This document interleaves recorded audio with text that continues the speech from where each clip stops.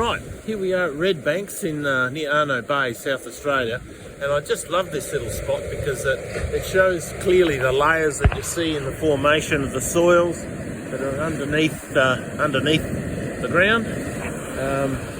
This tremendous erosion that comes in here, particularly when the ocean's rough, really carves away at this, so you're sort of getting a fresh view every time when the erosion comes in. And the other day I was here, and this clay stuff up top is actually soft, and it's been freshly exposed, and you can see, and it's underneath that layer of limestone rubble you can see up there.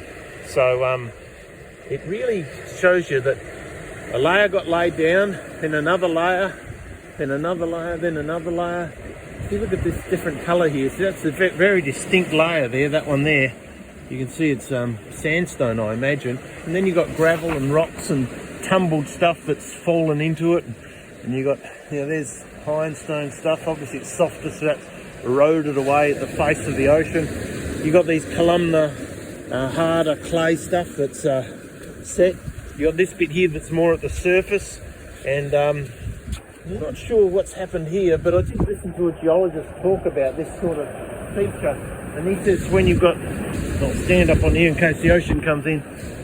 See those lines there? He reckons that's those tubes are escaping ocean creatures that when a layer gets laid down, they then try to escape. And as they're escaping, then another layer comes on top of them. And he said that explains a lot of the different colours or different vertical lines that you see in some of this stuff. And that could be some of those, bubbly stuff you're seeing there, or this bit here that's kind of fallen down from on top. It's really interesting. But you can see layer upon layer, you can see, and this mud here, up top, this was still soft. I was feeling it and I was playing with it, and it's clearly clay, and that clay hasn't been there for millions of years, otherwise it would be rock hard. It's been kept under pressure, and I think probably 4,300 years ago, 350 is when it happened. And there is a story in the Bible, and a lot of people don't like to hear this, but why run away from the things that we see and can learn are true? So the Bible is a reliable book. People like to tell you it's not, and they want to replace it with Islam. All over the world is the pressure at the moment, but they get their stories from the Bible. And this here is a clear evidence, in my view, of a massive flood that happened, and that massive flood changed the world, and the evidence for it is clear. Jesus says people won't talk about me.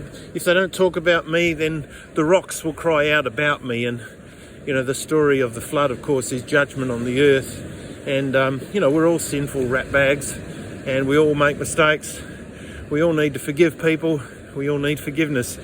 So if anyone's ever said to Jesus, come into my life, they've had a transformation. It doesn't always mean they'll live a better life forever. They might slip back, but that conversion experience, once you've had it, you can't deny it.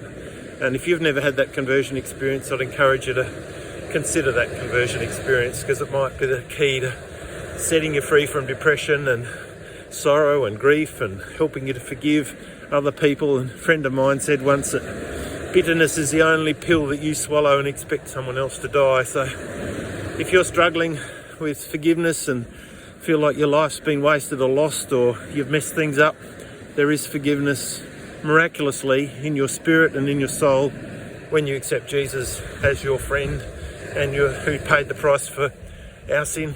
We're all sinful. Okay, hope that's helpful. See ya.